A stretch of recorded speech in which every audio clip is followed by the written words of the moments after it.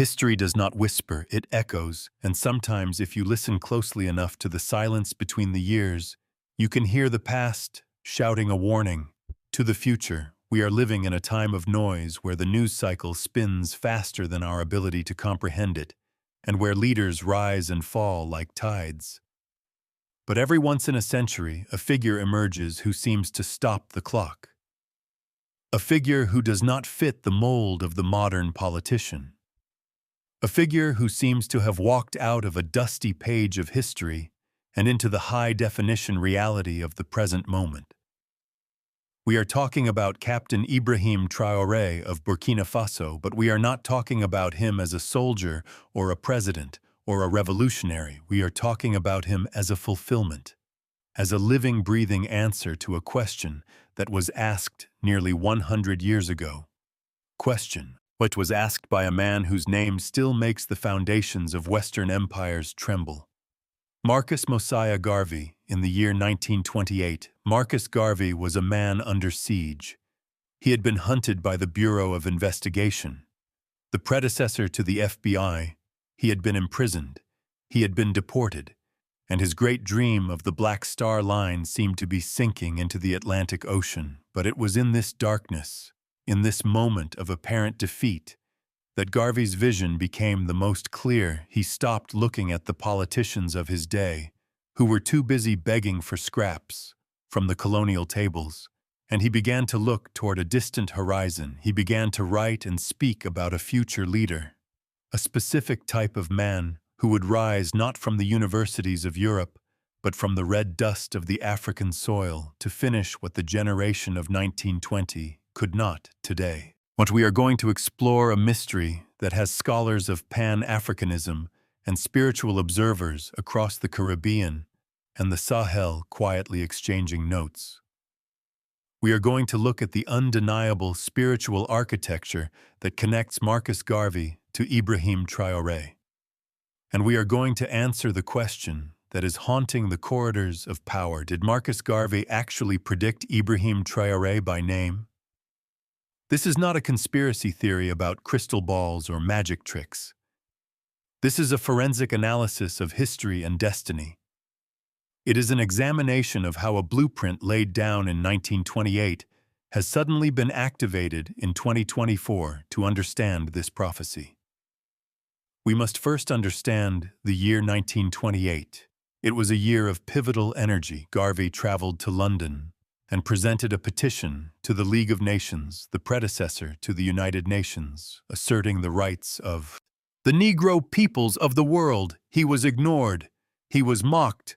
The European powers looked at this Jamaican man with his head held high, and they saw a nuisance, but Garvey saw them as a decaying structure.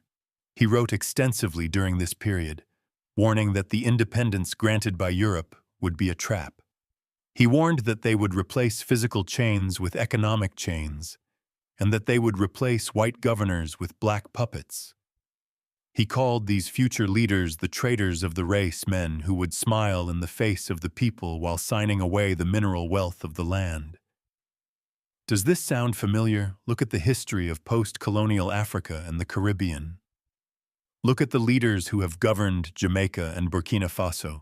For the last 40 years, they fit Garvey's description of the traitor perfectly. They are the ones who allowed the bauxite to be taken for pennies. They are the ones who allowed the gold to flow to Paris while the people starved. Garvey saw them coming. But he also saw the antidote in a series of speeches and editorials often referred to by his followers as the course of African philosophy. Garvey described the man who would eventually break this cycle. He described a soldier. He said that the liberation of Africa would not come through the ballot box alone, but through the sword of truth held by a man with the discipline of a warrior and the heart of a father. He said, "Look to the east for the crowning of a black king, where deliverance shall come many." Interpreted this as a reference to Haile Selassie of Ethiopia, and in a strictly chronological sense they were right, but prophecies are rarely singular, they are cyclical. Haile Selassie was the first manifestation, but the cycle was not complete because the total economic liberation that Garvey preached did not happen in the 1930s. The work was left unfinished, so the spirit of the prophecy waited. It waited through the independence movements of the 1960s. It waited through the assassinations of Lumumba and Sankara. And it waited until the conditions were exactly right for the next manifestation. Enter Ibrahim Traoré. When this young captain seized power in Burkina Faso, he did not do it with a manifesto written by Karl Marx or Adam Smith. He did it with a rhetoric that sounded suspiciously like the ghost of Marcus Garvey. Speaking French, consider the visual language. Traoré wears the red beret. He wears the military fatigues. He refuses the suit and tie of the Western diplomatic class. This is exactly the image Garvey projected with his universal. African Legion. Garvey understood the psychology of uniforms. He knew that to command respect, you must look like a protector, not a petitioner. Traoré embodies the archetype of the Garveyite soldier, the protector of the realm. But the connection goes deeper than clothes. It goes to the very name itself. Critics will say that Garvey never wrote the words Ibrahim Traoré on a piece of paper. And in a literal sense, they are correct. But in the world of deep history, names are not just labels, they are definitions. Let us break down the name that Garvey was looking for. The prophecy called for a leader who would be a father to the nation and a warrior for the race. The name Ibrahim is the Arabic and Hebrew variation of Abraham, which literally means father of many or father of nations. Garvey predicted a figure who would not just rule a country, but who would father a new geopolitical reality, a new alliance of nations. Today, we see Traoré not just leading Burkina Faso, but birthing the alliance of Sahel states, fathering a new bloc that unites Mali, Niger, and Burkina Faso into a single family. Now look at the name Traoré in the Mandinka and West African tradition. The name Traoré is historically associated with the warrior class, with the defenders of the empire, with those who refused to submit. So, when Garvey called for a warrior father to rise from the east to protect the children of Africa, he was describing the exact etymological meaning of the name Ibrahim Traoré. He was predicting the arrival of the father warrior. This is why the resonance is so powerful. When Traoré speaks, people in Jamaica, people in Trinidad, people in Harlem do not just hear a foreign president.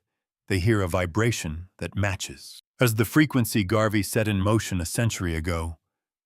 But the prophecy of 1928 was not just about identity, it was about action. Garvey was obsessed with one thing above all else: economic self-reliance. He famously said, "A race without authority and power is a race without respect." For decades, African and Caribbean leaders have tried to gain respect by following the rules of the World Bank and the IMF.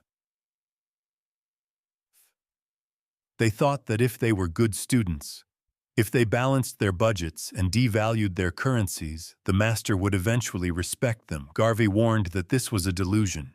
He predicted that the only way to gain respect was to seize the means of your own survival. Look at what Traoré has done in the last 18 months. He has expelled the French military, he has moved to nationalize the gold mines, and he has begun the process of creating a new currency, or at least detaching from the colonial CFF, franc.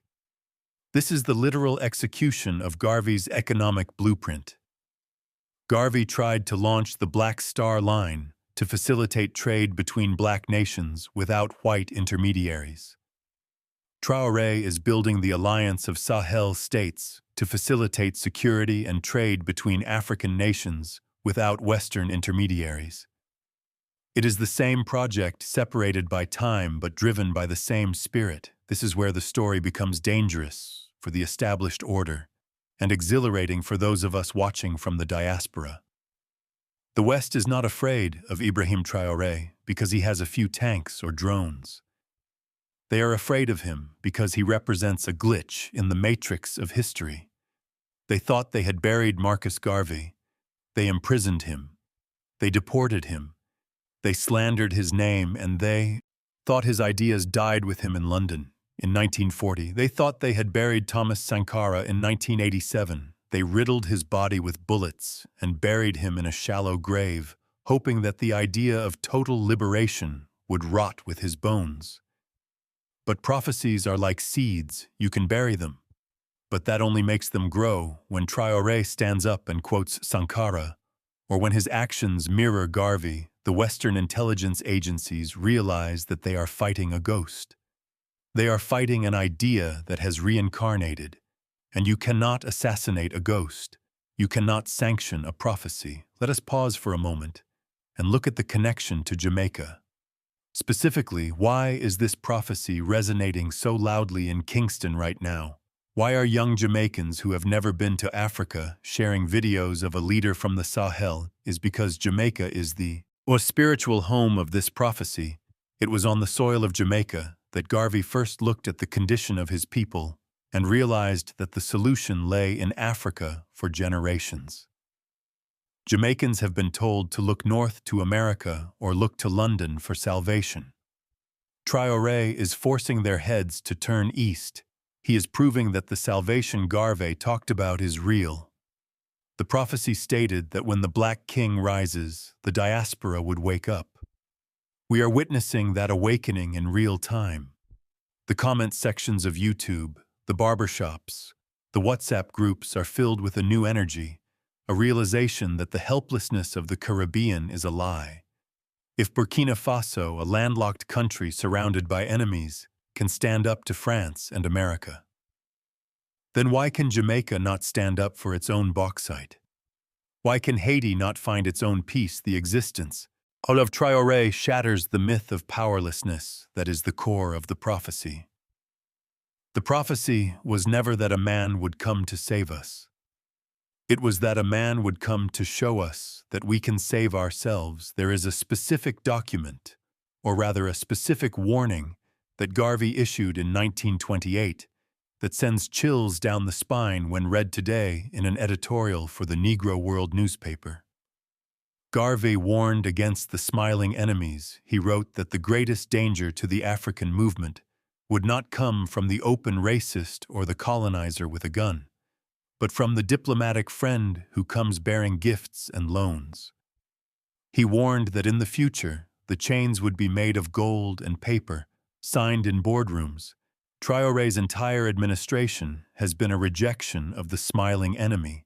When Western diplomats arrived in Ouagadougou with offers of aid and his military support, if only he would hold elections quickly and return to the status quo, Traoré recognized the smiling enemy. He recognized the trap that Garvey had identified a century prior. He realized that the aid was the chain. He famously said, "He who feeds you controls you." This is a direct channeling of Garveyite philosophy, Garvey said. The man who is not able to develop and use his own mind is bound to be the slave of the other man who uses his mind. Traoré is using his own mind, and by doing so he has exposed the mindlessness of the leaders who came before him. We must also address the spiritual dimension of this prediction. In the Rastafari tradition, which grew out of Garvey's teachings, there is a concept of the Nyabinghi, the order of death to black and white oppressors. It is a cleansing fire, a judgment day, not in the afterlife, but here on earth. Many elders in the Rastafari community are looking at the alliance of Sahel states as the beginning of a geopolitical Nyabinghi, a cleansing of the African continent from the parasites that have fed on it for 400 years. They see Traoré not as a politician, but as an instrument of divine justice. This elevates the conflict beyond mere politics. It turns the geopolitical struggle into a spiritual war.